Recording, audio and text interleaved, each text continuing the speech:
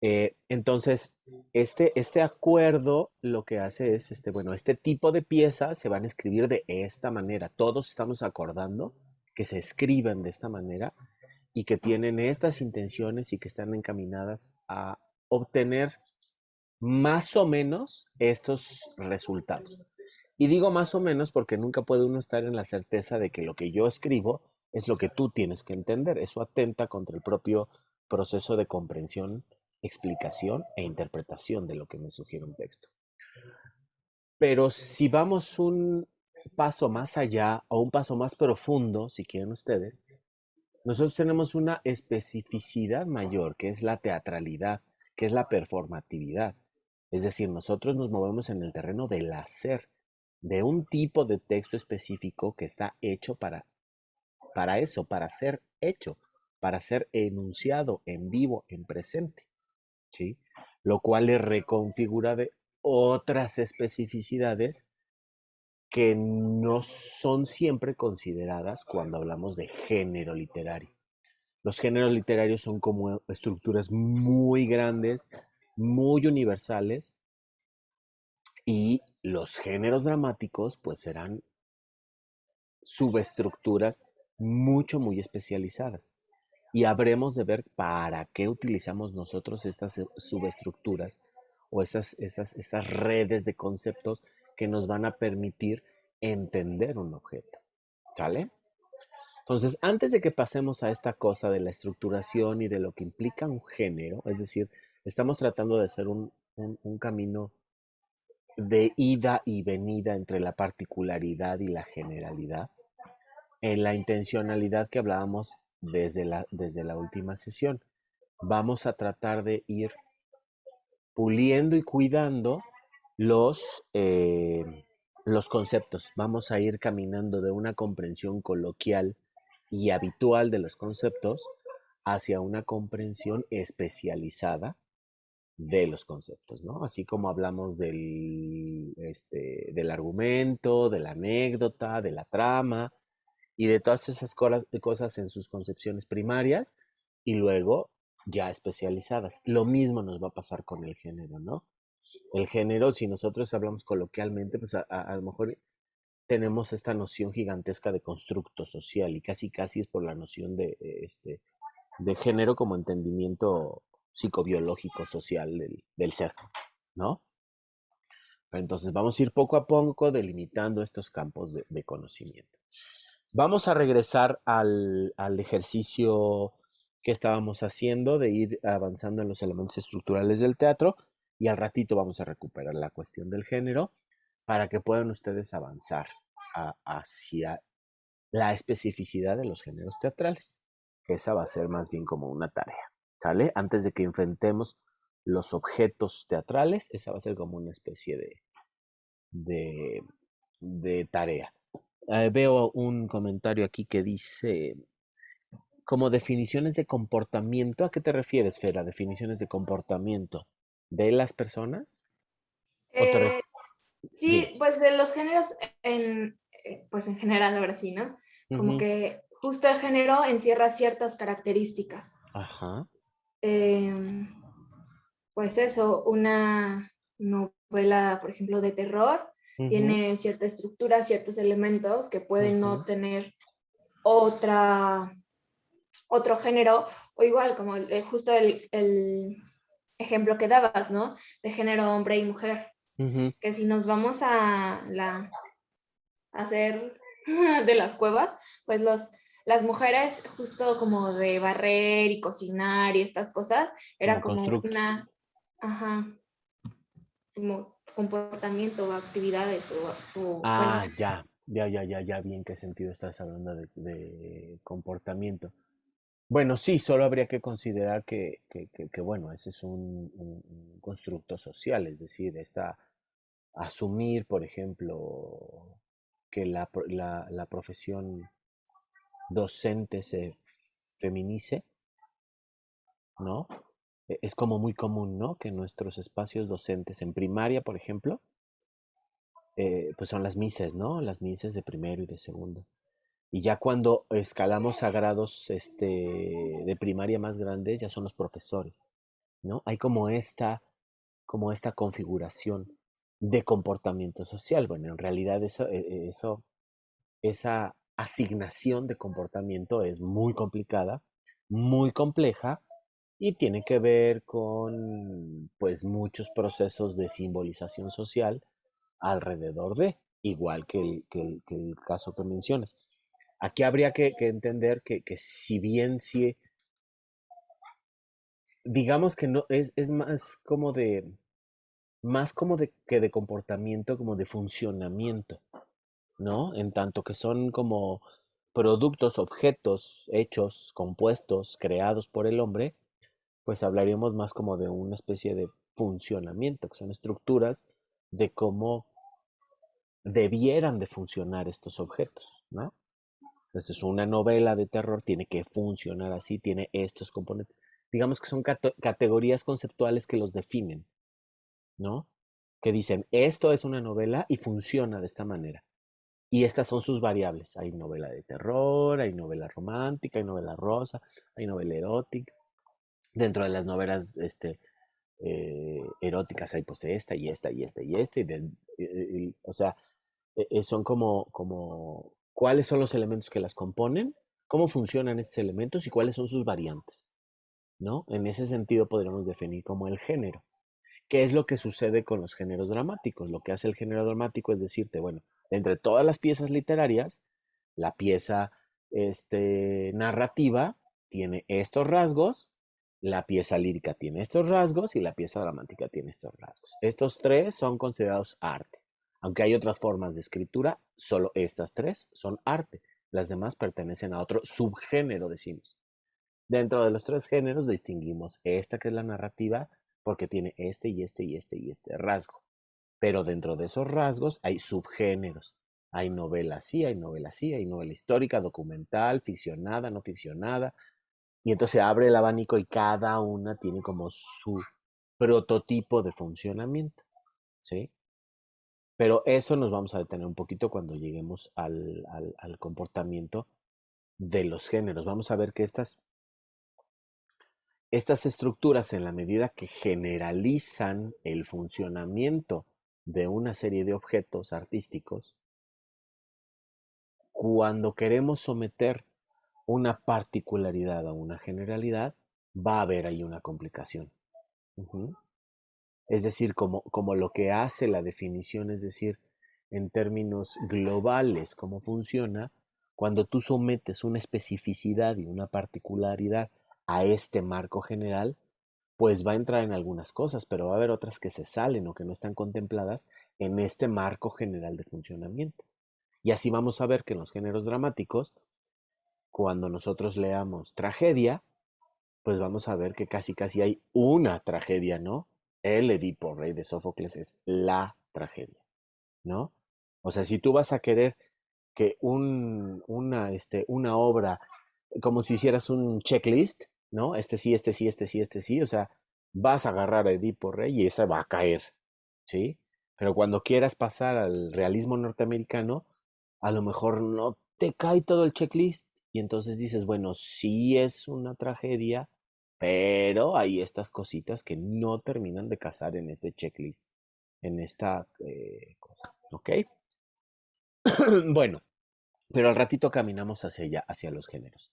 Vamos a tratar de continuar en lo que nos quedamos con los personajes. Vamos a tratar de abordar o terminar de abordar em, estos elementos para que podamos partir pronto hacia el análisis. Por favor, recuérdenme al final de la sesión, por ahí de las 3, que empieza a ser el cierre de la sesión, que veamos cómo es que vamos a hacer el trabajo, porque algunos de ustedes me preguntaron en la semana y creo que no lo hemos definido. O si ya lo definimos, me recuerdan, por favor. Bien, entonces, según yo y según lo que me dijeron ustedes, nos habíamos quedado en esta parte, ¿verdad? En, Sí, ok, gracias. En los aspectos del personaje. Bien, vamos a pasar a las clasificaciones de los personajes. Estas clasificaciones de los personajes no son contrarias unas a otras. Son complementarias. Hay muchos autores de muchas teorías dramáticas que dicen los personajes se clasifican de este tipo, de este tipo, de este tipo. En el entendido que la teoría dramática, junto a esto que acabamos de comentar sobre los géneros, nos va a permitir entender el funcionamiento de un objeto artístico que nosotros sabemos que está hecho para ser llevado a escena. Estas clasificaciones de los personajes van a estar encaminadas a un modo muy particular de llevar a cabo esa acción, ¿ok?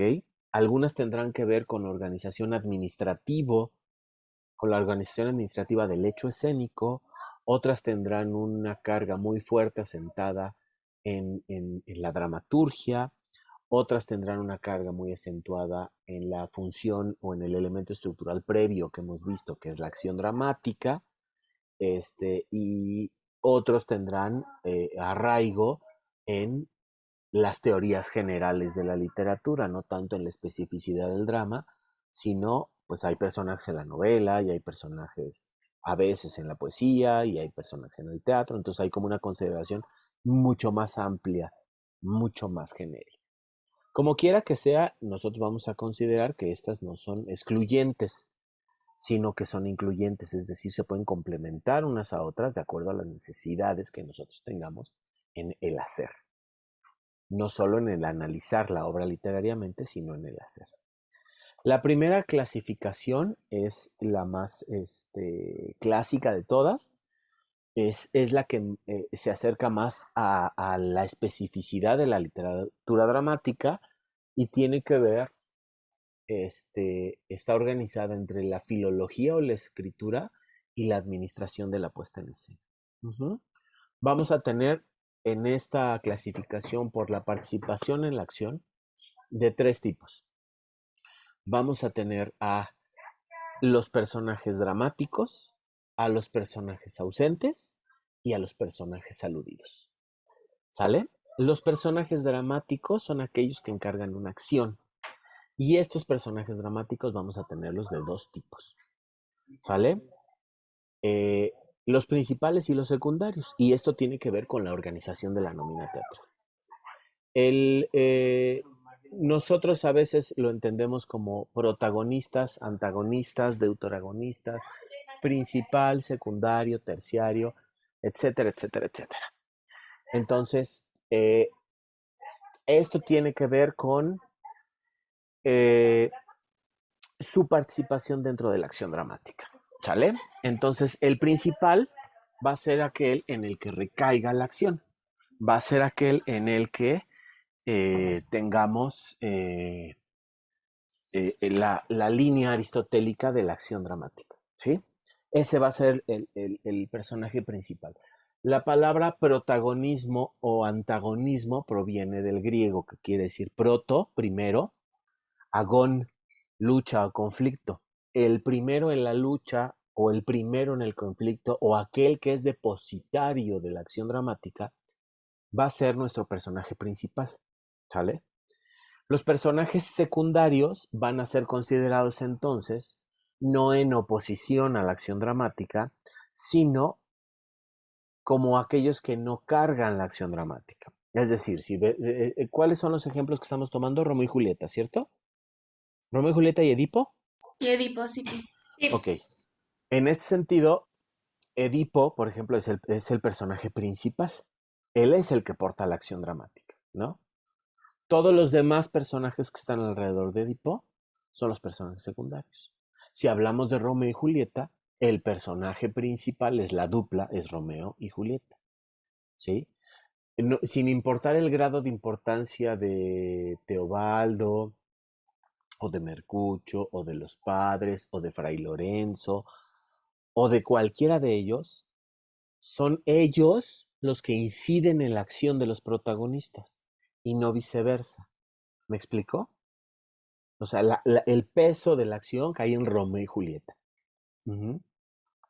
Es decir, lo que haga Fray Lorenzo va a tener repercusiones en lo que le suceda a estos dos, pero no a la inversa. ¿Me explicó? O sea, lo que hagan Romeo o sea, lo que hagan Romeo y Julieta de casarse o no casarse, en realidad no tiene una afectación determinante en la vida de Fray Lorenzo. Casa a cientos de parejas. ¿Me explicó? Ujú.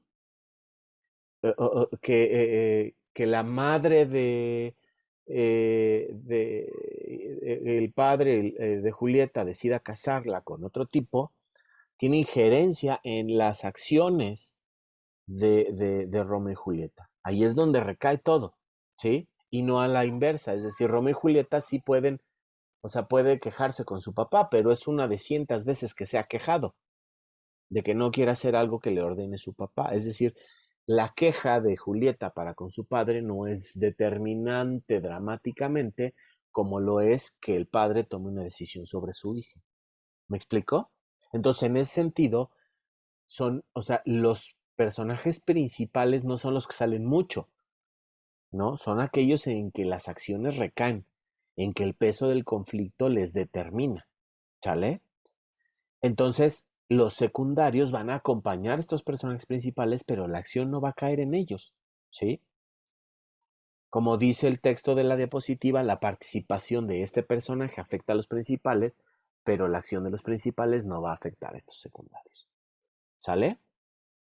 Entonces, espero que haya quedado claro. El personaje dramático es aquel que porta una acción y estos pueden ser divididos en dos, principales y secundarios. Los principales son aquellos que reciben la acción dramática, que encarnan la acción dramática, y los secundarios son los que acompañan a estos, cuyas acciones inciden en esta acción dramática, pero no a la inversa. ¿Sale? ¿Vamos bien?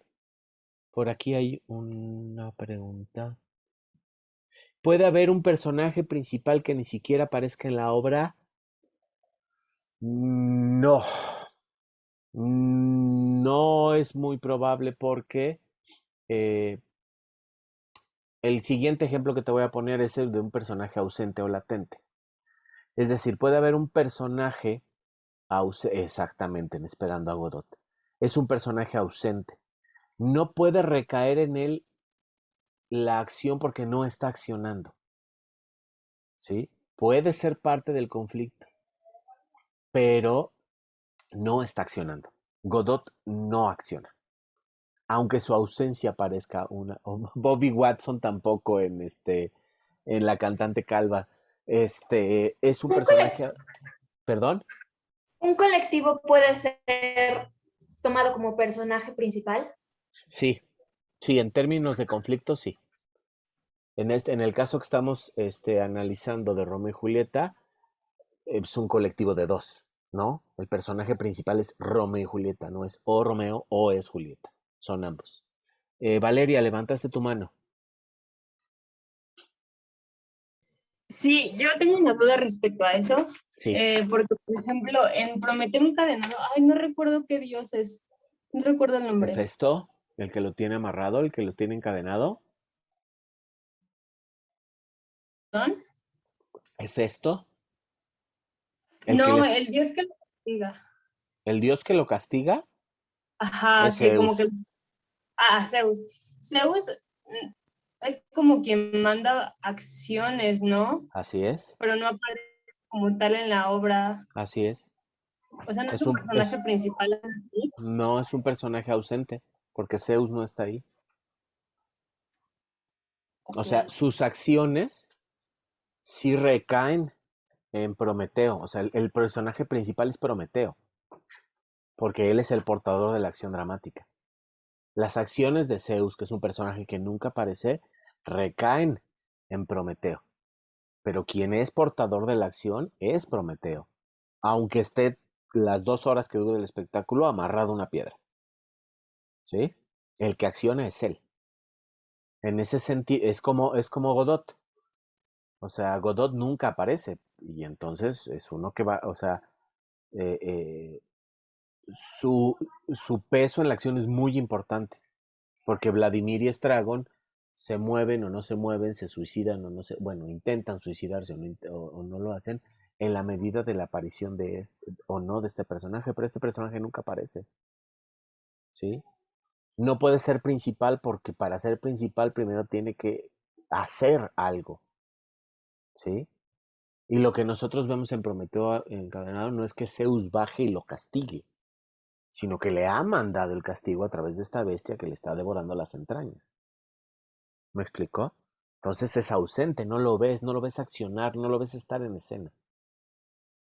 Pudiera aparecer en cualquier momento, ¿no? De hecho, es una de las amenazas que igual que Godot, pudiera llegar en cualquier momento, eso es lo que están esperando, pero pues nunca llega.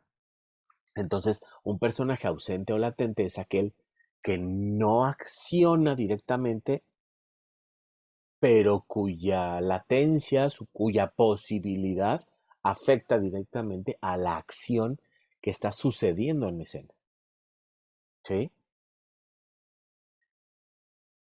A diferencia de un personaje aludido. El personaje aludido ni hace ni su potencialidad se manifiesta en escena. Es como decir que dos personajes están hablando de su relación amorosa y de repente salga Petra, que era la sirvienta de su casa cuando era niño y le decía que era muy guapita. Pues eso es una información nada más. O sea, la presencia, ausencia de Petra, pues no. Digo, si Petra se hubiera acostado con él y hay una discusión sobre la infidelidad, bueno, pues entonces Petra es un personaje latente, porque su hecho pasado de haberse acostado con este personaje está teniendo un peso en la acción. Pero si Petra era la mujer que decía que era un niño muy bonito y que iba a tener muchas novias, pues en realidad no está pesando en la acción que está sucediendo en ese momento. ¿Sí? Como Rosalinda en Romeo y Julieta, sí, Rosalinda es un peso ya completamente aludido, porque en el momento en que Romeo eh, está ahí sufriendo por ella, pues se le olvida bien rápido. Si, por ejemplo, dudara Romeo cuando conoce a Julieta y que es una de las cosas inexplicables que fallan a la lógica en la historia de Romeo y Julieta, ¿no? O sea, si este Romeo está tan jodido y se siente tan mal porque ha sido abandonado y no lo pelan y llora, pues a la hora que conoce a Julieta, pues no se le olvida tan rápido Rosalinda, ¿verdad? Ahí te das cuenta que en realidad no tiene un peso Rosalinda. O sea, igual pudo haber sido Juana o Luis o quien sea. Lo que nos interesa en realidad es el estado melancólico de Romeo, pero pues realmente ella tiene nulo peso en la acción dramática, sino cuando conociera a Julieta y dijera, ay, esta muchacha me gusta, habría algún tipo de reacción de Romeo para decir, híjole, pero es que me siento mal por la novia que tenía y que ahora no me pela. Habría algo de conflicto ahí, habría algo que hubiera una estira floja. En ese sentido, Rosalinda sería un personaje latente, porque pues ahí tiene algún peso en que él se enamore o no se enamore, pero aquí nada, o sea, así se le olvida a Romeo, rapidito. Efectivamente es un personaje aludido. Bien, ¿alguien más en la participación de la acción? ¿Lo tenemos claro cómo funciona? El que encarna la acción, el que acompaña el encarnamiento de la acción y aquellos que están ausentes pero cuya ausencia o potencialmente afectan a lo que sucede dentro de una escena y aquellos que su sola mención pues no causa más allá de ser información para el espectador. ¿Vamos bien? ¿Sí? Ok. Continúo entonces. Por su grado de complejidad, los personajes pueden ser de dos formas: tipos o complejos. Los personajes tipos o tipificados, vamos a entender que son personajes simples o planos. Son figuras o son personajes, son entes que están presentados en una sola dimensión. Por ejemplo, el borracho, ¿no? ¿Sí? No importa lo que pase, en escena el borracho se va a comportar a partir de su borrachería, ¿sí? No importa que sea una ocasión feliz, no importa que sea una ocasión triste, no importa que esté en conflicto porque no tiene dinero, o porque sí tiene dinero, o porque es el amor, lo que sea, cualesquiera que sea la acción y cualesquiera que sea el conflicto que ha despertado esta acción, el personaje tipo va a moverse a partir de una o dos características básicas y simples. ¿Sí? Entonces, si se enamora, pues va a chupar. Y si lo engañan, va a chupar. Y si tiene dinero, va a chupar. Y si no tiene dinero es porque pues, no tiene para chupar.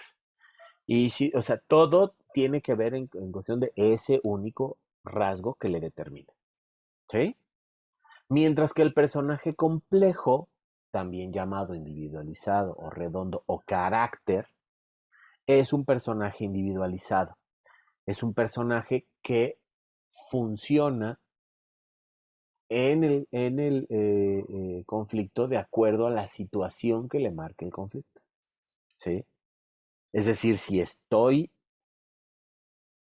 enamorado y no me pelan, sí, me voy a ir a emborrachar, pero me voy a ir a emborrachar por una cuestión que tiene que ver con la situación que yo estoy enfrentando. Y me voy a poner hasta atrás y voy a terminar rebotando en las banquetas porque no tengo autocontrol de mi vida. Pero ese es o sea, ese es el beber es un reflejo del carácter del personaje, ¿sí? De esta complejidad gigantesca que es del personaje. Pero si tengo un problema amoroso que me están reclamando por una escena de celos y yo no estoy provocando los celos, pues no me voy a ir a tomar, ¿no? A lo mejor se enoja y grita y se exaspera, pero porque esa es parte de su carácter, es decir, la situación detona el carácter del personaje, ¿sí? Cuando en el personaje tipo, cualquier tipo de situación, cualquier tipo de conflicto que esté viviendo el personaje, siempre va a detonar el mismo rasgo, uno o dos máximo, ¿sí? Entonces, en ese sentido, o sea, las dos obras que tenemos como referencia, Romeo y Julieta y Edipo, pues están construidas con personajes complejos. Pero si piensan ustedes, por ejemplo, en la comedia del arte, todos los personajes de la comedia del arte son personajes tipificados o simples, ¿sí? El pantalone que quiere acostarse con las jovencitas y es un viejo rabo verde, siempre va a funcionar de la misma manera. El arlequino que tiene hambre y que siempre anda enamorado y de la colombina y que es muy calenturiento, siempre va a reaccionar ante cualquier circunstancia y situación bajo los mismos rasgos. ¿Ok? ¿Dudas aquí en el grado de complejidad? Ok, quizá esta es la que más conocemos, los personajes tipificados y complejos. La siguiente es por la significación y tiene que Yo ver, tengo, dime perdón, Sandy. antes de que avancemos, es que ahorita que lo leí, me llegó la duda. No es lo mismo un personaje tipo que un arquetipo, ¿verdad? No, no, no, no, no, no, no. ¿O Aquí sí? aquí vamos a ver la diferencia. Aquí, o sea, Ah, si ok. tú Ay, dices, sí, cierto, no había visto, perdón, no no te leí. Ay, ahí preocupes, dice no arquetipo, te ya. preocupes, no te preocupes. La diferencia entre un personaje tipo y un personaje arquetipo es que una clasificación, o sea, estás tomando una clasificación de un tipo y otra de otro tipo. Pero reitero, no son excluyentes. Es decir, tú puedes tener un personaje arquetipo simple y un personaje arquetipo complejo. ¿Sí? No, o sea, no son excluyentes las unas de las otras. ¿Sale? Pero no puedes decir que el personaje es tipo o arquetipo. Ahí sí no los puedes distinguir. ¿Sí? O sea, sí puedes distinguir que es simple o complejo. Pero puedes tener un personaje complejo arquetípico. O un personaje simple arquetípico. ¿Sale? ¿Ok? Bien.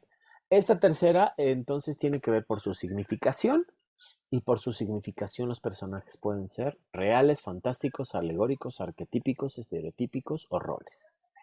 Tiene que ver con el material con el que están hechos. ¿Sale? El personaje real, por eso está entrecomillado, porque ya establecimos desde la sesión pasada que los personajes son entes, son abstracciones de los seres humanos. Un personaje real, así entrecomillado, es un personaje que presenta características pues, muy parecidas a una persona, ¿sí? Sin olvidar que es un ente ficticio, ¿no? En cambio, un personaje fantástico posee características ilusorias, ¿sí? Por ejemplo, pues un duende, ¿sí? A menos que ustedes me traigan un duende y yo pueda copiarlo, entonces pues ya les diré que el duende es real. Pero como no podemos hacer eso y no podemos hacerlo con un fantasma o con una bruja o con estos seres que pertenecen al mundo de la fantasía hasta ahorita, ¿no? Son personajes que están hechos con material ilusorio. El personaje alegórico es un personaje que humaniza una idea o un concepto. Por ejemplo, la libertad. ¿Sale? La libertad es un concepto de los seres humanos, ¿no? Que nosotros, o la justicia, ¿no? ¿Cómo representamos la justicia? Pues decimos que es una dama que tiene una cinta en los ojos y que tiene una balanza, ¿no? Y una espada, ¿sí? Pero Por esas son... ejemplo, otro ejemplo podría ser los personajes de Intensamente, o sea, Intensamente. que son estos rasgos de la psique humana desde una teoría es que es de una teoría psicológica muy particular, muy desarrollada en Estados Unidos, que son alegría, ira, tristeza, desagrado. ¿A eso te refieres? Ah, Sí, sí, son alegorías. Sí, son alegorías. Y puedes verlo, por ejemplo, en el color. Estamos hablando de psicología del color, por ejemplo. La ira es roja, pues sí, pues todos sabemos que el enojo es rojo y que el desagrado, bueno, el desagrado no está muy bien trabajado porque la psicología del color asocia el verde como a un estado de inmovilidad, de tranquilidad, de calma. Y aquí el verde es como muy de expresión norteamericana de "Ugh", como de vomitito verde. Pero eso es una iconografía particular de este país, no tiene que ver con el... Pero pues la tristeza sí, pues es azul, la alegría es amarilla y brillante, ¿no? El miedo es como moradito, ¿no? Aquí en esta película, cuando el miedo casi siempre se asocia en grises, pero digamos que la asociación de la psicología del color pues es más cercana, ¿no? Este, y luego estos personajes se reproducen, ¿no? Con rasgos individualizantes en el cerebro de la mamá, pues son como mamás, ¿no? O sea, adquiere rasgos de la mamá y en el cerebro del papá son todos brutos y ven fútbol y cosas de esas, ¿no? Sí, son alegorías. En principio son alegorías. Sí, es como la muerte. Sí, la muerte pues no puede ser un personaje en la medida en que pues, o sea, eso es una abstracción. Sí, nosotros, o sea, la imagen que tenemos de la muerte tiene que ver con, eh, digamos, una idea medieval que es el mismo proceso que sucede con la justicia. O sea, la justicia tiene la venda porque pues es ciega, ¿no? Dice el derecho romano. Es una dama porque pues, es un sustantivo femenino. Y es una espada porque pues, es el acto o sea, se entiende como este reclamo de lo que es recto, lo que está moralmente bien entre los seres humanos. De ahí se incorporan estas cuestiones a su personificación, a su alegorización. La muerte pues, tiene una guadaña porque tiene que ver con estos procesos de agrícolas, ¿no? Es muy interesante. Evidente, es el rasgo principal, pues es la calavera, porque tiene que ver con la muerte de los seres humanos, ¿no? Pero, por ejemplo, el hábito es un hábito franciscano, ¿sí? O sea, no es que tenga ahí una capa ahí misteriosa, porque el esqueleto se puso coqueto y quiso hacer eso. Es un hábito franciscano, que después ha sido estilizado, ¿sí? Y es un hábito franciscano porque en la Edad Media la única orden que se acercaba en la peste a los seres humanos enfermos y moribundos eran los franciscanos, ni los agustinos, ninguna otra orden era una orden piadosa, solo los franciscanos. Pues cuando alguien se moría, pues tenía que ver con esta cosa de recoger a los cuerpos y de acompañar a las personas. Y bueno, la guadaña tiene que ver con el ciclo agrícola. Para que puedas tener vida, pues tienes que cegar el campo. O sea, tienes que acabar con la vida para que la vida se vuelva a dar. Es por eso que la muerte trae la guadaña. Si bien estas representaciones medievales es mucho más parecida a esta guadaña del campo que se sostiene a dos manos, no es esta que es como cetro, sino que es como una especie de asadón y se ciega el campo, se ciega la vida. Manuel, tienes levantada tu manita.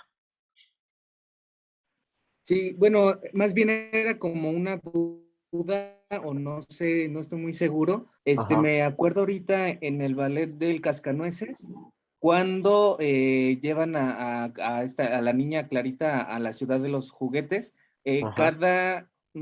hay un momento donde están como haciendo unas piezas, están bailando como la danza china, la danza no sé qué, la danza tal, tal, tal.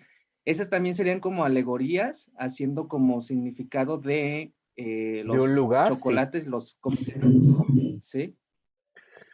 La verdad es que no tengo muy fresco la imagen que dices, pero hay otras representaciones como de países, como de lugares.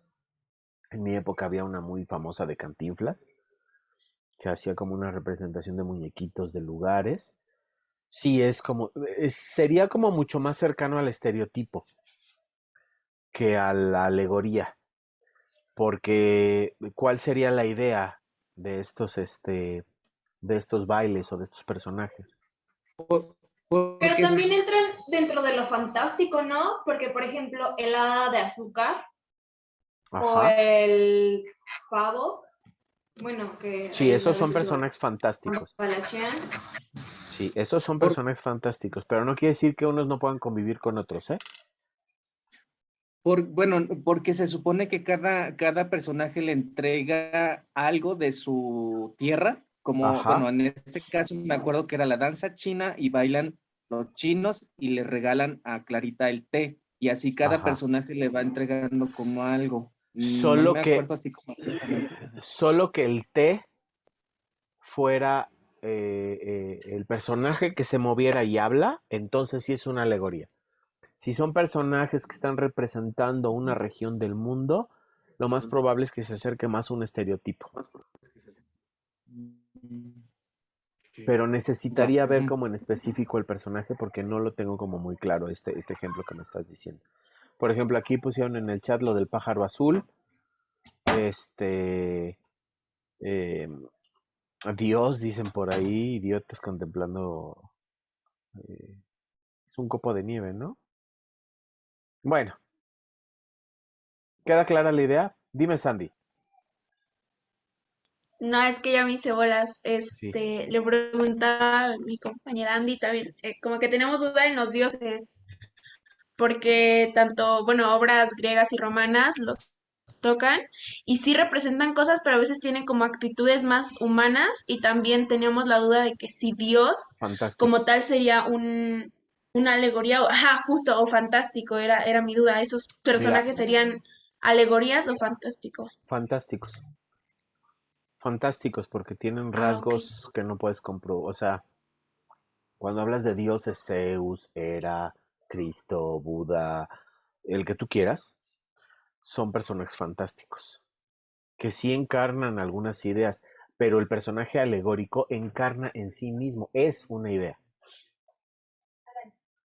O sea, es una idea encarnada. O sea, Zeus pues es un dios que encarna la ira, la justicia, el todopoderoso, los poderes, ¿ok? ¿Sí? Pero no es la naturaleza. ¿Sí? Dionisos es el dios de la fecundidad, pero no es la fecundidad. Es el dios que la simboliza, que la representa, pero se llama Dionisos. Y tiene sus rasgos muy específicos. Es un dios, es un personaje fantástico. ¿Sí? Mientras que la alegoría tendría que ser la libertad, la concupiscencia, la discriminación. Es decir, son conceptos que están humanizados. Los diablos en las pastorelas, por ejemplo, que no quieren hacer que los pastores lleguen y es la gula y todo eso, ¿esos sí serían Si se, alegorías? sí, si se llama la gula, sí. Si Ah, es ok. la gula el personaje. Si se llama Satanás, no. Ah, ok, ok, ok, Y a perfecto. veces Sí, en ya, las por ejemplo, si se llama pastorelas, Satanás, a veces en las ya es pastorelas los fantástico. personajes ejecutan un vicio, ¿ya? Es decir, el personaje se llama Satanás o se llama Moloch, o se llama Chispita, o se llama Lumbrecita, o como tú quieras llamarle al diablo. Ese es un personaje fantástico. Si él ejecuta la gula, sigue siendo el personaje fantástico haciendo de la gula o ejecutando el vicio de la gula. Pero si tú ves en una obra a un personaje que se llama la gula, esa es una alegoría. Por ejemplo, hay una obra de Pedro Calderón de la Barca que se llama Los encantos de la culpa, donde sale la gula, la lujuria, la avaricia, y también salen sus contrapartes. Sale la prudencia, sale la penitencia, esas son ideas, esas sí son alegorías. ¿Sale? ¿Ya resolví la duda? Es decir, una alegoría pasa porque tiene que ser un concepto. ¿Sí? ¿Sale? Bien. El estereotipo, el arquetipo, va a ser un personaje que es un modelo de conducta humana, es decir, es una conducta humana que somos todos proclives a manifestar, que nos es humana. Por ejemplo, Electra es la venganza. Todos en algún momento habremos de ejecutar o hemos ejecutado la venganza. El Fausto es un personaje arquetípico, ¿sí? Porque representa la necesidad humana del conocimiento. Y estos arquetipos los define Jung a través de una teoría psicoanalítica derivada de Freud, que contradice muchas de las cosas de Freud y adopta otras de las cosas de Freud. Entonces, este personaje arquetípico proviene de esas conductas y digamos que simbolizan estas conductas humanas como el Edipo. Esta clasificación arquetípica es muy problemática y muy compleja porque entonces dices, ¿cómo se actúa un personaje arquetípico? Es un personaje Pero fantástico, ¿sí? es que no, bueno, me estoy perdiendo en el arquetipo. Porque, por Ajá. ejemplo, que decías de Electra, que la venganza, ¿no entraría ahí, por ejemplo, la alegoría? O en los No, ejemplos porque que das de no psicología, se llama venganza, se llama Electra. Te pero voy a decir entonces es un personaje que tiende a cierta actitud. a cierta conducta humana que nos es común a todos. Esa es la explicación de arquetipo de Jung. Es una conducta que nos es proclive a todos los seres humanos. Y lo que hace Jung es que Pero se sirve. no, Dime, no caería también en rol, no. por ejemplo, ¿Cuál es, porque cuál es de el, los cuál es? arquetipos, Dime. recuerdo leer, por ejemplo, el de el amigo o el chistoso o la mamá, pero por ejemplo eso también cae como en un rol, ¿no? ¿Pero dónde lo leíste? Justo de los arquetipos. Por eso, ¿de dónde lo leíste? ¿Cuál es la fuente? Ay, no me acuerdo si de Jung justamente, que pues la teoría dice que pues justo seguimos como un arquetipo, ¿no? Que hay personas que se comportan más como cuidadoras, Híjole, creo que otros habría que más recuperar, como valiente. creo que habría que recuperar la fuente de donde estás tomando, porque no me parece que esa sea la definición de arquetipo de Jung. Por eso te pregunto de dónde lo estás tomando. La verdad Porque, es lo que porque, recuerdo de una clase, pero por eso habría que recuperar la fuente, porque eso que me estás diciendo de que es el amigo, es el cuidador, más bien proviene, hasta donde yo tengo conocimiento, de una especie de teoría como de la personalidad, no de los arquetipos. Los arquetipos es una teoría que desarrolla Jung, donde explica una serie de conductas humanas que no son privativas de un ser, sino que no son comunes a todos o que todos somos propensos a manifestar en algún momento de la vida y que utiliza para explicarlas precisamente mitos griegos. Esa es la teoría de Jung. Jung utiliza mitos griegos, es decir, utiliza personajes ya creados para explicar esto. Y esta cosa del cuidador y del amigo y de estos roles que tú mencionas tienen que ver más bien con otro tipo de teorías que pueden ser llamadas arquetípicas, no lo estoy negando, pero que tienen que ver más bien como desarrollos de la personalidad, como tipos de personas que tienen que ser las personas que escuchan más, personas que eso. Entonces, igual si pudiéramos recuperar el de dónde lo estás trayendo o cuál es la noción de arquetipo que estás recuperando, sería más fácil para mí dilucidar la duda.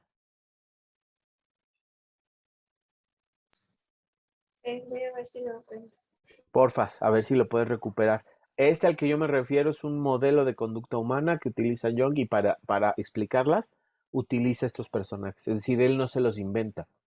Dice, este modelo lo explico con este, y este, y este, y este. Y para todos utiliza mitos griegos, para todos. ¿Sí? Y no tiene que ver con el rol, porque el rol es precisamente estas palabras que tú estabas mencionando, pero tiene que ver con la fusión social, es decir, tiene que ver con la relación de las personas con otras personas. Y ahí el material con que está hecho el personaje es el padre, la madre, el sacerdote. O sea, tiene que ver con la relación entre las personas. Tiene que ver con oficios, tiene que ver con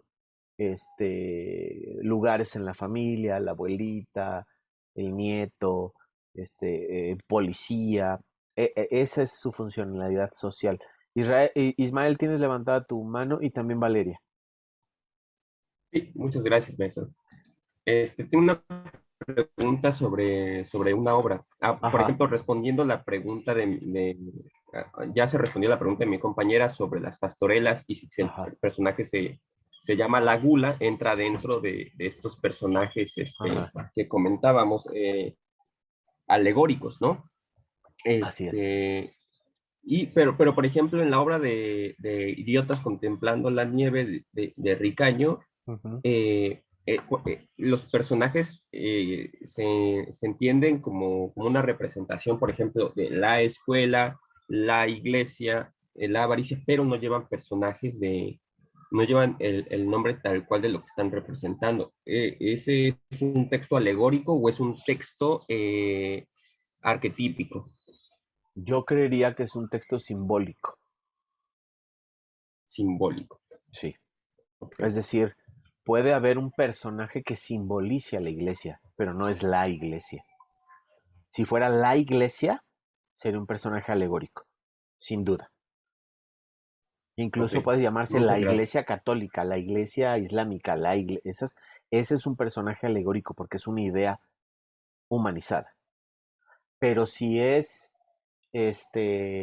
Alá, que representa a la iglesia, entonces es un personaje simbólico. Es una persona con nombre y apellido, con rasgos humanos, que te lleva a pensar en una institución, pero no es la institución. El personaje alegórico es la institución. O sea, el personaje alegórico, por ejemplo, no se llama Juana Pérez, que es una persona activista, super luchadora, que te hace pensar que es la encarnación de la justicia. No, ese es un personaje que simboliza la justicia. ¿Sí? No puede llamarse Juana Pérez, tiene que llamarse la justicia. Tiene que llamarse el dolor, tiene que llamarse la muerte, tiene que llamarse la decadencia, tiene que llamarse el colonialismo, tiene que ser, o sea, el personaje es una idea. Pero como las ideas no pueden andar caminando por los escenarios, tienen que tomar forma humana. Claro, ¿Sí? gracias. Creo que ya me quedó muchísimo más claro en este momento. ¿Sí? Ok. Si no, regresamos. Fer.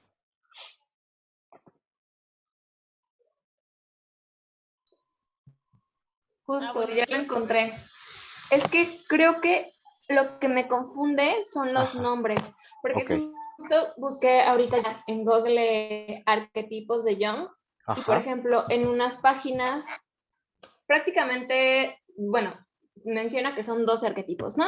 Y les ponen, son como los mismos rasgos, pero quizá con nombres diferentes. Ajá. Por ejemplo, en una página dice el inocente, el sabio, el explorador, el héroe, el rebelde, el cotidiano, el mago, el protector, gobernante y bufón. Ajá. Y otra página dice similares, ¿no? El inocente, el amigo, el héroe, el cuidador, el rebelde, el amante, el creador, el bufón. Justo, por ejemplo, es que ese, por ejemplo, de el amigo, a mí se me afigura, o sea, si bien me dice aquí sus rasgos, implica como un rol, ¿no? O sea, ¿El inocente no puede sé, ser un rol, Fer? Es que no. el inocente no puede ser un rol. El amigo sí, comparto contigo que el nombre amigo, pues sí, porque el personaje puede ser el cuate, igual que puede ser el padre, igual que puede ser la madre. Pero el inocente es una función social o es una conducta que somos proclives a manifestar todos. Ojo, dice el inocente, no la inocencia. Si se llamara inocencia, sería una alegoría. El inocente es una conducta que nos es proclive a todos. Ok, ¿Sí? sí, ya me está quedando mucho, sí, ya me está quedando mucho más claro, gracias. De nada. Ok. ¿Seguimos o me freno? Sigue, sigue. Seguimos. Seguimos, ok. Bueno, entonces, estos son los personajes por su significación y hasta ahí llegamos con los personajes, ¿sí? El diálogo no tiene como, o sea, el diálogo es el vehículo de la acción. Lo voy a dejar así, tiene que ver con la función performativa del habla. Es decir, en el teatro, el hablar es hacer. ¿Sale? Un teórico, el primer teórico de la performatividad, ojo, de la performatividad, no del performance, de la performatividad, que es un señor apellidado Austin, divide en tres tipos de locuciones. La función ilocutoria del lenguaje tiene que ver con el que habla, hace. En el teatro el que habla está haciendo. ¿Sí? El enunciar estoy comiendo, aunque yo no vea que la persona está realmente comiendo, cuando yo digo estoy comiendo, saco mis dulces y digo estoy comiendo, cuando hago eso en el teatro, cuando digo, decir es hacer, ¿sale? Eso es una de las funciones más importantes del lenguaje y del diálogo en nuestro hacer. El decir es hacer. Pero también hay otra función que es, yo digo que hago una cosa, pero en realidad estoy haciendo otra cosa. ¿Sale? Pero sigue siendo una acción. ¿Sí? Porque mis gestos, ¿sí? Te están dando una información contraria a lo que a las palabras que están saliendo de mi boca. ¿Sí? Entonces yo puedo estar, no sé, yo puedo estar, algo que pueda decir con comer.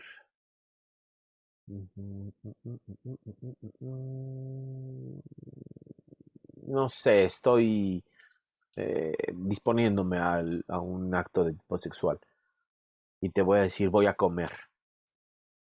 Estoy diciendo, o sea, mi palabra es una cosa, pero en realidad el sentido es otro. ¿Sí? También ese decir, Joaquín, dime. ay, perdón que te interrumpa, es que nos estás trabando muy feo. Ya Ah, me moví, yo ya estoy aquí al lado del modem, pero creo que ya sí, es, soy o yo. sea, todo se nos está trabando, ¿verdad? Soy yo, Sí, permítanme tantitito. sí, Es que, como tengo a los niños aquí en la casa, sí. si dejo la puerta abierta se mete mucho el ruido, entonces, por eso cierro la puerta. Entonces, si cierro la puerta, pues la señal se me debilita. Déjenme abrir la puerta. Oh,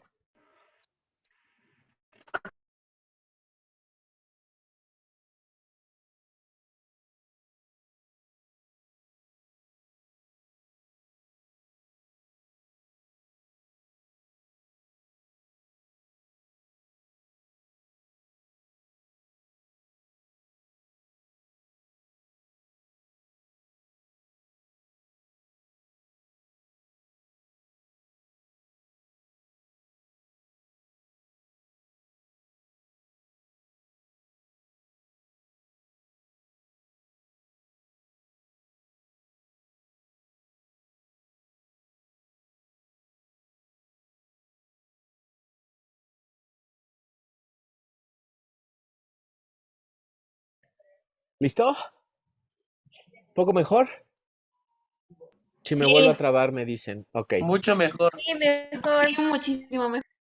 ¿Desde a qué horas me estoy trabando y no me dicen nada? Es que yo creí que era mi internet y ya por eso me moví hasta ahorita que ya estoy al lado del modem. Tengo aquí el modem, eres tú, Joaquín. Ok. Bien, entonces estaba yo en la performatividad, lo ilocutorio del lenguaje, lo perilocutorio del lenguaje. Es decir, el lenguaje es lo más importante porque el decir es hacer. ¿Ok? Tenemos que tener en cuenta que ya tenemos una acción. Esa acción es encarnada por un personaje y llega a nosotros a partir del diálogo, a partir de la palabra. ¿Ok? Entonces el diálogo es acción. Aquí en esta parte hay como muchas formas de diálogo. No me voy a detener en todas ellas porque es un aspecto meramente técnico. Solamente me voy a quedar en estas dos partes. Una cosa es la forma discursiva que tiene que ver con hablar y otra cosa es el diálogo entendido como el vehículo del cual se valen los personajes para accionar. ¿Sí? Son dos acepciones de la misma palabra. O sea, para el diccionario de la Real Academia de la Lengua Española diálogo es cualquier conversación entre dos o más. Pero para hablar de términos dramáticos, el diálogo es el medio a través del cual se ejecuta la acción. ¿Sale? Bien, por aquí veo hartos globitos. Sí, ¿me sigo trabando? No. No, ese mensaje lo mandó Fer antes. Ok, perdón, es que de repente me lo pierdo. Dice, uno se puede convertir en otro durante el desarrollo. Es muy complicado, Emiliano. Casi siempre todos los personajes mantienen su factura durante todo el tiempo. El divino Narciso, los personajes como gentilidad, naturaleza, ¿son alegóricos? Sí, Sandy, son alegóricos. Nos invocaron, dice, Joaquín, ¿podrías apagar tu cámara, porfis, que te andas trabando? Bueno, si me vuelvo a trabar, me dicen, por favor. Bien, entonces, las formas discursivas, es el diálogo. Para que el diálogo sea dramático, es necesario que encarne la acción. De la otra manera, pues es puro bla, bla, bla, bla, bla, bla, bla. ¿Ok?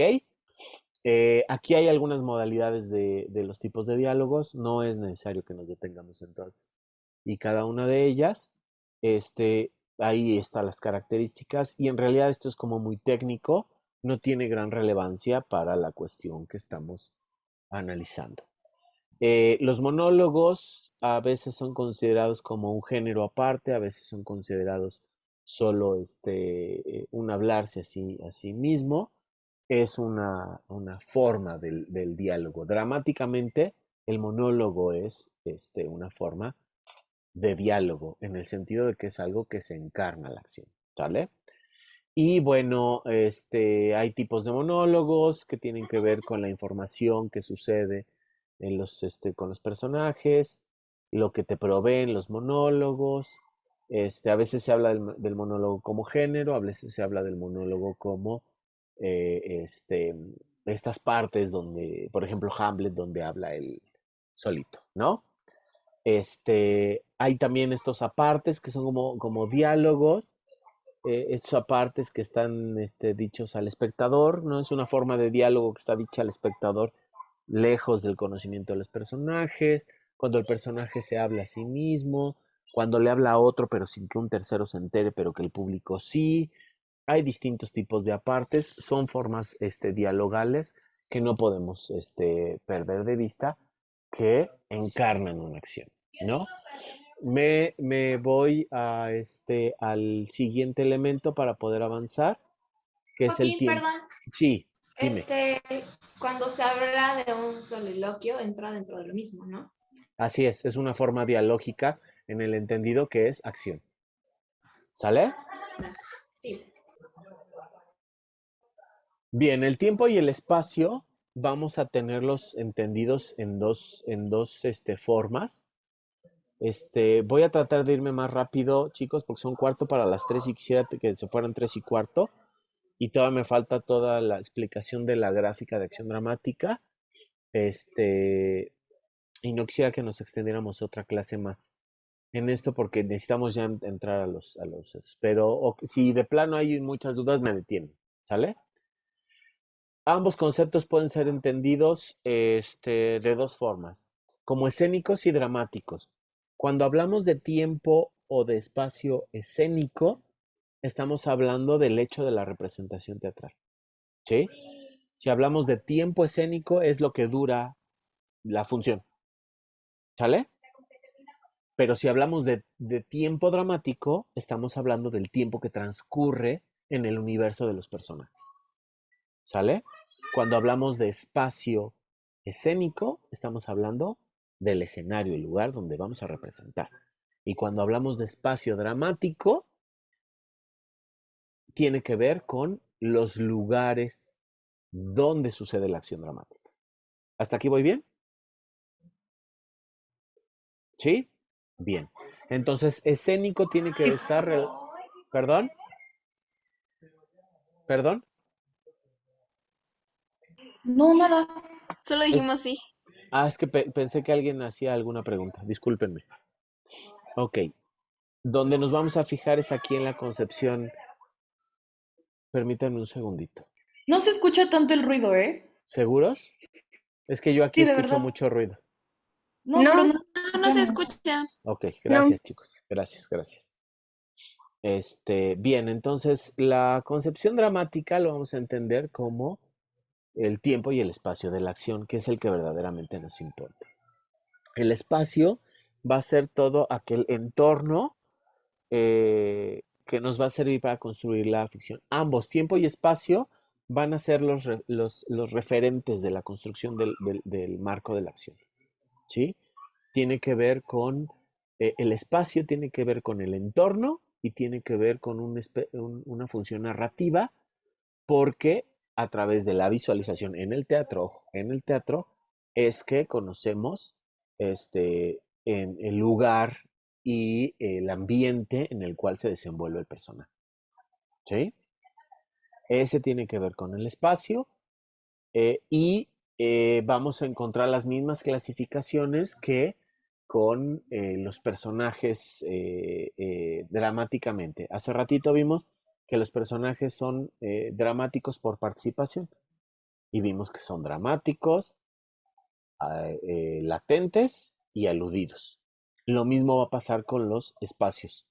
Vamos a tener espacios dramáticos, vamos a tener espacios latentes y vamos a tener espacios aludidos. El espacio escenográfico o el espacio patente va a ser aquel que se lee en el texto o el que ve la persona en el espectáculo. Puede ser único, pueden ser varios, puede tener varios niveles, puede estar al mismo tiempo, puede primero uno, luego otro, pueden ser descritos así de manera gigante o pueden ser dibujados escuetamente por el dramaturgo, ¿sale? A ese le vamos a llamar espacio patente. Se llama escenográfico porque a partir de la descripción o del conocimiento de este espacio es que el escenógrafo va a construirlo. ¿Me explicó? No, o sea, en la significación anterior yo les decía que el espacio es escénico porque es el lugar donde se representa. Este se llama escenográfico o patente porque es el que va a construir el escenógrafo o la escenógrafa. ¿Sí? Espero que esto no sea confuso. El espacio latente o el espacio contiguo es muy similar a cómo funciona el personaje, como hablábamos de Godot. No aparece Godot, pero tiene peso en la acción. Es lo mismo con el espacio. Es un lugar que no está en nuestra visión, pero que sí tiene peso en la acción dramática. ¿Sale? ¿Vamos bien? El que sigue va a ser el espacio ausente, es decir, espacios que no tienen ningún tipo de relación, pero que nos dice el personaje, pues es que me fui de vacaciones a Acapulco, pero eso no tiene ningún paso. Y el espacio narrado tiene que ver con alguien que nos evoca, ¿no? Cuando yo era niño, pues el patio de la casa de mi abuelita era de tal y tal y tal manera. Pero no tiene peso en la acción dramática. ¿Sale? ¿Vamos bien? Sí, Pi. Ok. El tiempo es más complicado de percibir porque no tenemos la facilidad visual del espacio. Bien, el tiempo es una magnitud física que es muy difícil de definir y que solamente puede ser representada por la acción porque pues, el tiempo es invisible, ¿sí? Es una invención de nosotros los humanos en nuestra estadía en este universo. Quizá lo más parecido a una concepción del tiempo es las señales biológicas que nos da nuestro cuerpo acerca de nuestro estar en la vida, ¿no? Que es el envejecimiento, por ejemplo, o en lo cotidiano el día y la noche, lo biológico, esta cosa de la noche dormimos, en el día hacemos. Es como las marcas biológicas o físicas más cercanas que tenemos al tiempo. Pero en realidad el tiempo lo medimos a partir de artificios, a partir del reloj, del celular. En la Edad Media pues era con la iglesia, con el paso del sol. Son lapsos que nosotros nos hemos inventado, pero que son marcos de referencia de cuándo sucede una acción dramática. Y bueno, pues entonces vamos a distinguir aquí el tiempo de la fábula, que tiene que ver con los hechos que son representados, aludidos o narrados, que tiene que ver que toda la anécdota. Ya habíamos hablado de la sesión pasada de la anécdota, que es como el universo ficticio gigantesco y que abarca todo lo que conocemos acerca de los personajes. Y el tiempo de la acción, pues son él o los lapsos temporales en que se desarrolla la acción dramática. Esta puede ser continua, puede ser discontinua, y tiene que ver con el orden que decide el dramaturgo en que aparecen los momentos de la acción.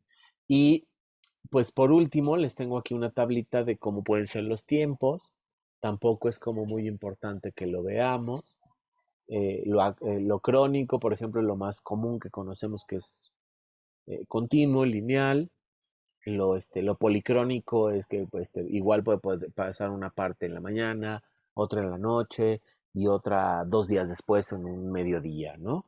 Es como lineal y es sucesivo, ¿no? El anacrónico es cuando aparecen cosas que pertenecen a otros tiempos y no funcionan en este tiempo, ¿no? Por ejemplo, si tú vas o ves el Palacio de Versalles, vas a encontrar un montón de cosas que no son de la época, ¿no? Puedes encontrar un retrato de Luis XIV disfrazado del dios romano de la guerra. Eso es un anacronismo, ¿no? O sea, el dios romano de la guerra pues no era vigente en el siglo XVII, pero el otro está ahí retratado como el dios Marte. Y entonces dice, eso es un anacronismo, ¿sí? Entonces, utilizar lo anacrónico es utilizar tiempos que no corresponden los unos con los otros. Y por último, voy a explicar este esquema, ¿sale? Que a lo mejor, ¿ya conocen este esquema? Nadie. ¿Ninguno de los presentes o de las presentes conoce este esquema? No. Es No. que no se ve, no lo veo muy cerca. Ah, ya, Sí, sí. ¿Nadie lo conoce? Sí, sí. sí. O Sí. sea, no había visto el esquema, Ajá, pero lo había escuchado. lo habías Sabemos escuchado. qué son las peripecias. Ok. Bueno, esta es la organización del modelo aristotélico del texto dramático. Con eso vamos a tratar de cerrar la sesión del día de hoy. Ya no nos va a dar tiempo de hacer el ejercicio del género. Lo haremos dentro de 8 días, a partir de otra pequeña tarea de investigación que les voy a dejar, porque ya son las 2:52. En lo que lo explico, serán 3:15. Este es el modelo de acción dramática básico que existe. El 80% de la producción teatral de la historia de las puestas en escena y de los escritos está basado en este elemento. Es un elemento lineal y es un elemento engarzado dependiente. Si ustedes quitan una pieza de estos elementos, toda la acción dramática se cae.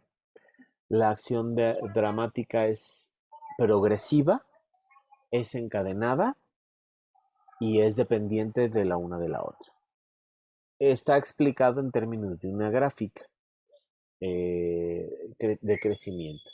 En la flecha verde, donde ustedes ven el inicio, está el comienzo de la acción dramática, ¿sale? Este comienzo de la acción dramática que va desde la flechista hasta donde está la estrella, se le va a llamar inicio, se le va a llamar presentación. Esta parte de la obra dramática es donde nosotros conocemos los antecedentes suficientes para que se dé la acción dramática. Por ejemplo, con Romeo y Julieta. Nosotros conocemos quién es Romeo. Primero sabemos que hay dos familias que están peleadas por los criados que se están peleando fuertemente. Luego conocemos a Romeo, que está enamorado de una muchacha que se llama Rosalinda. Luego conocemos a Julieta, que está preparando una fiesta en esta familia. Llegan los amigos de Romeo, van por Romeo. Es decir, se nos proporciona una serie de información, ¿sí? Para que nosotros podamos entender cuál es el conflicto. A ese momento que va desde la flecha verde hasta la aparición del conflicto, le vamos a llamar presentación o inicio, ¿sale? El lugar donde está situada la estrella se va a llamar nudo, ¿sale? El nudo es la aparición del conflicto. Y el conflicto es la oposición de dos deseos potencialmente iguales que detonan la acción dramática. Siempre se manifiesta en términos de deseo, ¿sí? Ahora, los polos opuestos de ese deseo pueden ser personajes o pueden ser colectivos de personajes o pueden incluso considerarse fuerzas, ¿sí? En ese nivel de abstracción. En Romeo y Julieta son colectivos, ¿sí? De un lado está el deseo de Romeo y Julieta, que lo que desean es estar juntos. ¿Qué se opone? El odio que se tiene en sus familias. Ahí estamos hablando no de un colectivo, sino de una fuerza. Porque ni siquiera las familias son conscientes de que ellos andan o que ellos están enamorados. Es este odio generacional que se tiene en estas dos familias que constituyen una fuerza que es la suma de muchas colectividades que se oponen al deseo de esta colectividad de dos, que es Romeo y Julieta. ¿Sí? En Edipo, pues es Edipo contra una fuerza, el destino. ¿Sí? En Hamlet es Hamlet contra otra fuerza. ¿Sí? Que podría ser la legalidad del sistema de justicia del medievo inglés, ¿sí? Porque no es que su oposición sea el fantasma. El fantasma solo le viene a decir cuál es su bronca, ¿sí? Pero él se opone en el sentido de que quiere o no quiere ser un asesino, ¿sale? Entonces, este conflicto se va a manifestar siempre en términos de deseo y estos dos deseos tienen que ser potencialmente iguales. Si un deseo no tiene la suficiente fuerza, no hay posibilidad de choque. ¿Sale? Si no hay choque, no hay conflicto. Y si no hay conflicto, no hay acción dramática. En este modelo. ¿Sale? Si les pongo un chiste muy mal. Si Hamlet le van y le dicen los soldados, oye, se anda asomando el fantasma de tu papá y está diciendo que quiere hablar contigo. Si cuando se le aparece el fantasma Hamlet le dice, venga mi muerte porque tu tío se está acostando con tu madre y estás pasando esto y esto y esto. Si Hamlet se voltea y le dice simplemente, tú no eres mi padre, no hay conflicto. Yo no creo en fantasmas. No hay obra de teatro. ¿Sí? Si cuando Julieta confiesa estar enamorado del hijo de la familia enemiga, la nana se voltea y le dice, no hay bronca, yo hablo con tus papás, no hay obra de teatro. O sea, si Romeo y Julieta no tienen esto que se les opone, no pasa nada. Si ya se casaron y llegan y, oigan, ya nos casamos, ya ni modo, ya se fregaron. Y la familia dice, pues bueno, pues no queríamos, pero pues ya, se acabó la obra. Si no hay este choque potencial de las dos fuerzas, no hay texto dramático. Si un deseo es demasiado fuerte, lo aplasta. La verdadera tragedia de Romeo y Julieta es creer que el amor de dos personas puede encontrar este inmenso odio entre dos familias. Ellos creen desde el principio que lo que siente en uno por el otro va a ser tan grande y tan hermoso como para acabar con el odio. Y al final el odio se los come, pero en inicio parecen potencialmente iguales estos dos conflictos. Entonces en el nudo, justo en el momento donde está ahí la estrellita, el nudo es el lugar, el momento en donde se aparece el conflicto. Ustedes ven que la gráfica va subiendo y va bajando, va subiendo y va bajando, va subiendo, subiendo y baja. Tiene que ver con el interés que guarda el espectador en la progresión dramática. Cuando la gráfica sube es como se va interesando el espectador. El espectador cuando empieza a conocer los primeros datos se interesa, pero justo cuando sabe de qué se trata el conflicto, su interés empieza a decaer. Y algo tiene que suceder para que se rescate este interés y vuelva a subir en la gráfica. ¿Sale? Justo cuando sabemos que Romeo y Julieta son enemigos y que no pueden estar juntos, nuestro interés va para abajo. Hasta que ellos trazan un plan y dicen, ¿y si hacemos esto y esto y esto y esto? Y empieza a subir el interés. ¿Sale? Ahora, ven ustedes marcadas 3 nubecitas que son las peripecias. Por ahí me dijeron que ya sabían que eran las peripecias. ¿Quién me quiere decir qué son las peripecias?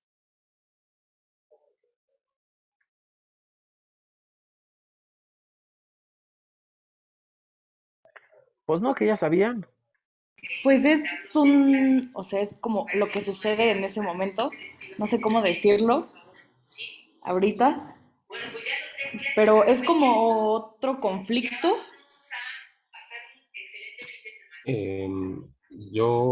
Bueno, leí que por ejemplo, para Aristóteles, la peripecia era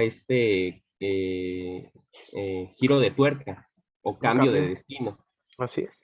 ¿No? Cambio de destino, que es, por ejemplo, vas a salir de tu casa porque vas rápido a una junta, cierras la puerta y se te olvidaron las llaves del carro adentro y también las llaves de la casa. Ahí tienes una peripecia y tienes un cambio de destino que afecta en todo lo que ibas a hacer, en tu objetivo principal.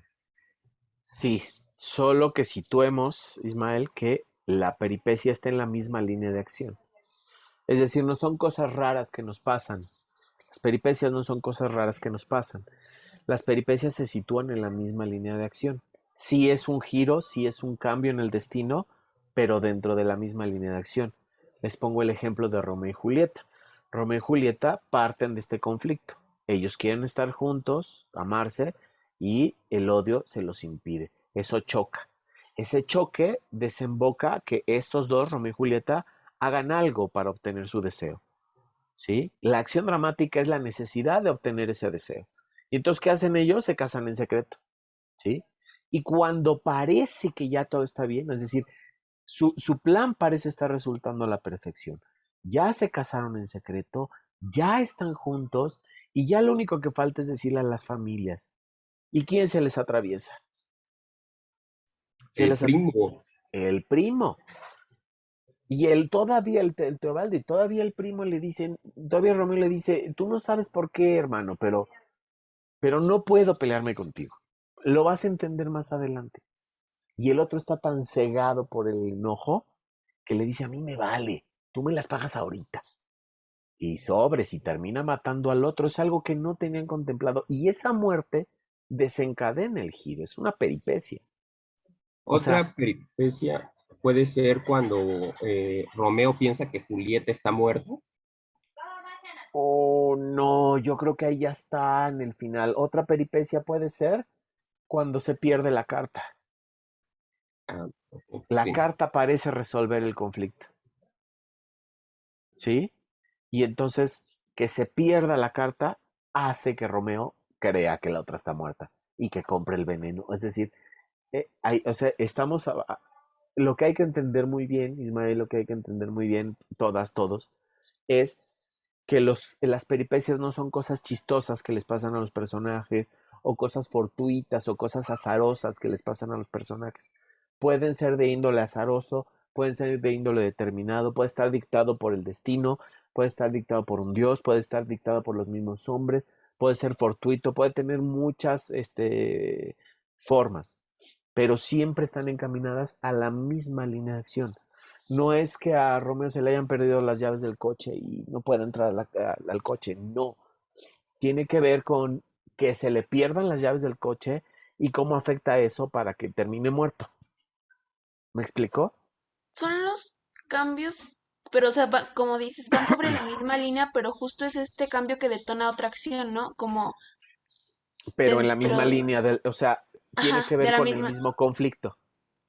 Justo es el mismo planteamiento de la historia, pero es este punto. Es que ahorita que preguntaste, como que mi cerebro se quedó así, pero ya, o sea, justo como lo que comentaba Isma un poco, es como un cambio sorpresivo, pero dentro de la misma línea. Así es, dentro de la misma línea de acción dramática. ¿Sí? Por eso les decía, Sandy, que si tú quitas una pieza, todo el esquema se cae. Piensen en la acción dramática no como una línea así, como está visualmente, sino piensen en ella como en un arco de medio punto. ¿Qué pasa si tú tienes un arco, ¿sí? Donde cada una de las piezas depende una de otra. Si tú quitas una pieza del medio, el arco se viene abajo. Así está construida una obra dramática. Si tú le quitas a Romeo y Julieta la muerte de Mercucho, todo el edificio de la acción dramática se viene abajo. Porque sin la muerte de Mercucho no pueden pasar el resto de las cosas. ¿Sí? Si tú le quitas la pérdida de la carta a Romeo y Julieta, donde Julieta le avisa, no voy a estar muerta, güey. Es una broma, es un engaño. Si tú le quitas la carta, no puede pasar lo que sigue. Por eso les digo que es cronológico, que es lineal y que es encadenado, porque todos los hechos dependen unos de otros. Si tú le quitas un hecho, deja de funcionar el texto dramático. Entonces, maestro, ¿Sí? podríamos, para definir, o sea, en términos que me queden claros para escribirlo, eh, a la peripecia como este cambio de destino que afecta a el objetivo principal del personaje, ¿no? Porque Así es. o sea, hay muchas peripecias o cambios de destino, pero no afectan el objetivo principal del personaje, y esas se pueden quitar y no pasa absolutamente nada. Así Pero es. si se quita y pasa algo, es Entonces sí una es peripecia. peripecia. Las otras no son peripecias. Las Ok. otras acciones que pudieran quitarse no son peripecias. Dramáticamente no. Coloquialmente sí le puedes decir peripecia. Tú le dices a las personas, por eso reitero nuevamente, en este curso estamos distinguiendo del sentido coloquial de las palabras a apropiarnos de un sentido dramático de las palabras. Si tú coloquialmente le dices a tu cuate, oye, es que viví toda una peripecia el día de hoy, güey. ¿Sí? Pues sí, pues sí es una peripecia, pues son cosas raras que te pasaron en la vida y que te llevaron a hacer. Pero si lo notan ustedes, están también enraizadas al objetivo. Porque tu objetivo era llegar al ensayo, pero fíjate que llegué al metro y primero se me atravesó una señora loca que decía que yo la estaba tocando, pero estaba yo a 2 metros de ella y entonces vinieron los policías. Bueno, después de aclararlo, porque fue y le dijo lo mismo a otra señora, yo me pude subir al metro y bla, bla, y todo. Es lo mismo, pero entendido en una estructura genérica dramática, ¿sí?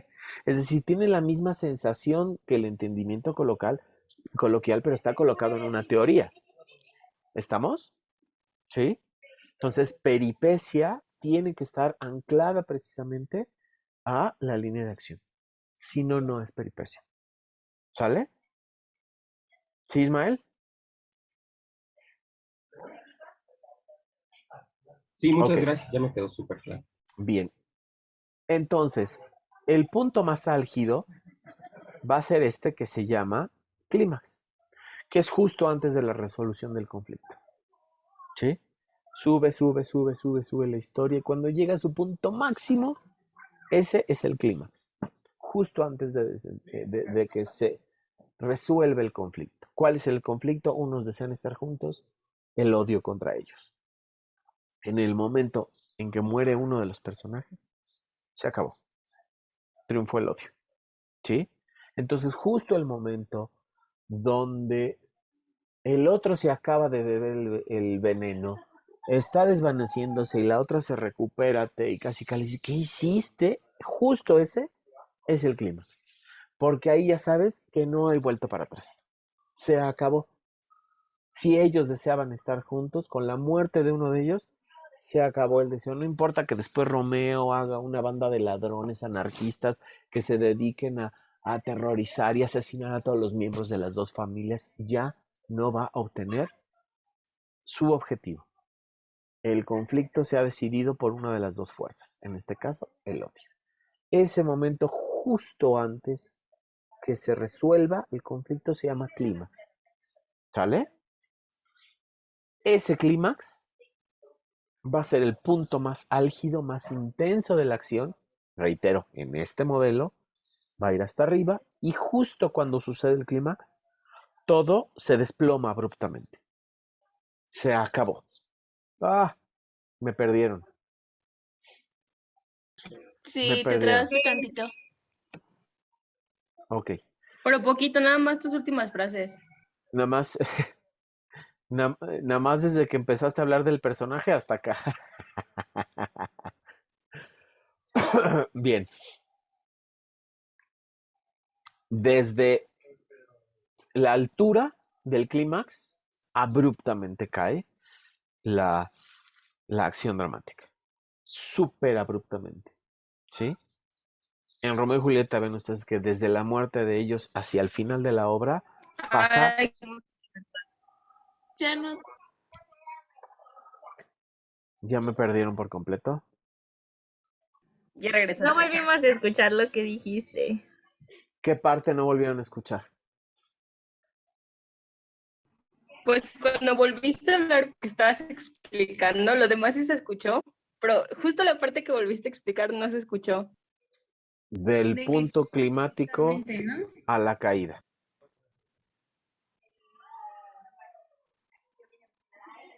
Del punto climático a la caída. Sí. Ok, Sí.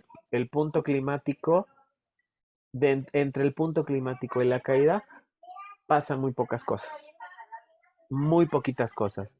Es muy breve el tiempo que sucede. Si esa curva o esa caída se extiende demasiado en el tiempo, la gente piensa que la obra no ha terminado. Es como esa sensación del aplauso falso, ¿no? Cuando la gente está en la representación y cree que ya terminó y le hace, ay, no, todavía no ha acabado, ¿sí? Esta curva tiene que ser así, abrupta, el corte tiene que ser brutal, ¿sí? Desde que se mueren Romeo y Julieta hasta que se acaba la obra pasa media escena, nada. Cuando en el principio ha pasado mucho, del inicio a la estrella ha pasado muchísimo tiempo. ¿Sí queda claro? ¿Sí? Este lapso del clímax hacia el final es mucho, mucho, muy breve. Y solamente conocemos las consecuencias. ¿Ok? ¿Hasta aquí vamos bien? ¿Todo chido? Sí, Pi. Ok, dejo de compartir. Dejo de compartir. Y y terminamos. Eso sería hasta aquí. Son 3:12, 3:15. ¿Hay alguna duda? ¿Hay alguna pregunta que pueda resolver antes de que nos vayamos? ¿Quedó Sí, claro? Sí, hay una duda, Fer. sí, bueno, respecto al tema, a los temas de hoy, creo que todo me quedó claro. Más bien respecto a la actividad que tenemos que entregar, Súper.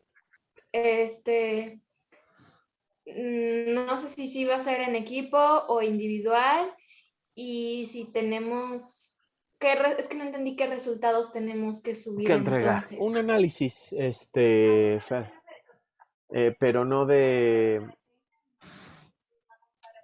he definido, este, la obra que van a analizar, o ya les dije qué obra van a analizar. No. No. No. Miren, yo quisiera dejarlo ahorita todavía pendiente. Quisiera dejarles la obra a leer el fin de semana.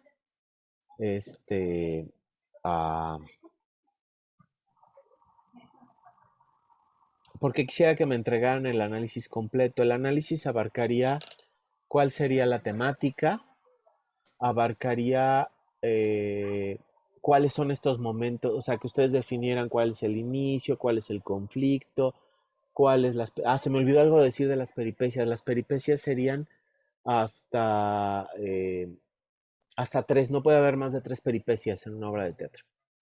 En la mayoría de las obras hay una o dos, ¿sí? Peripecias, así, cambios, giros de tuerca. Pasan muchas cosas, pero cambios decisivos hay uno o dos, ¿sí? La gran mayoría, tres, ¿sí? Digo dos, uno o dos, ¿sale?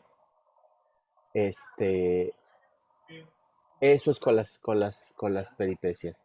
Entonces, ¿qué tendríamos que hacer? Tendríamos que decir estos 5 momentos de el inicio, el clímax, las peripecias, el clímax y el desenlace.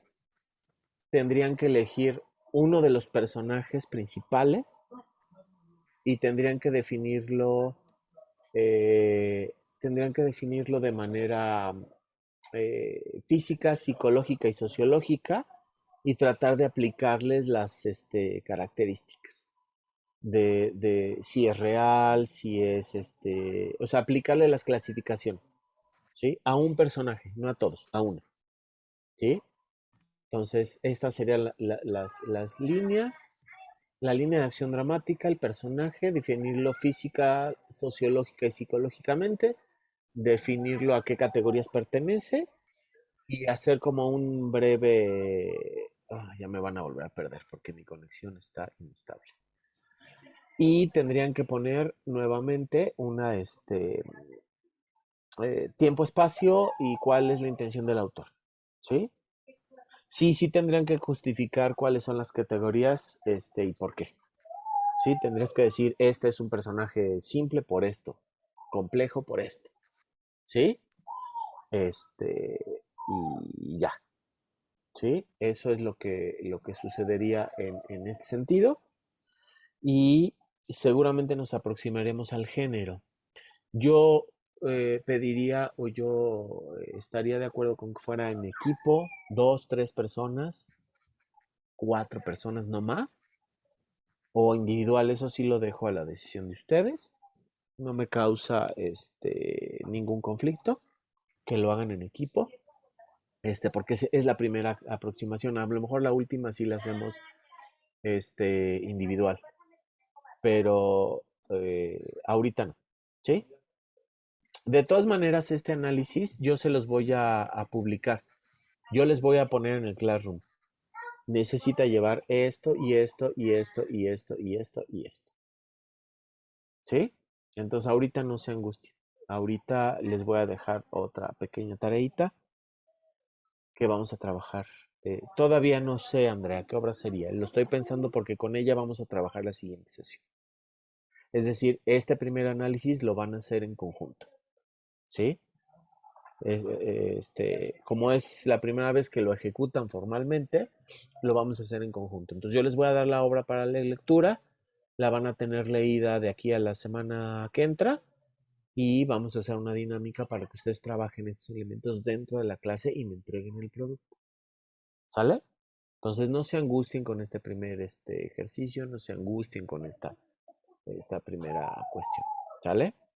Estoy todavía decidiendo cuál es la obra porque veo que las habilidades de análisis pues todavía, digamos que estamos iniciando. Entonces si yo les pongo una obra muy complicada, pues los voy a poner en aprietos y puede resultar, en lugar de resultar satisfactorio, porque le estoy encontrando el sentido a lo que estoy diciendo, va a resultar pues complicado y pues no tiene ningún sentido hacerlo así. ¿Sale? Entonces no se me angustien. Ahorita no tienen de qué disculparse todos. Eh, les pregunto de Asimov y si me manejan varios autores. No, pues está chido. Sino más que no están ustedes en o sea, ¿cómo les explico que sí van a hacer ficción, pero no de ese tipo? Pero bueno, voy a detener la grabación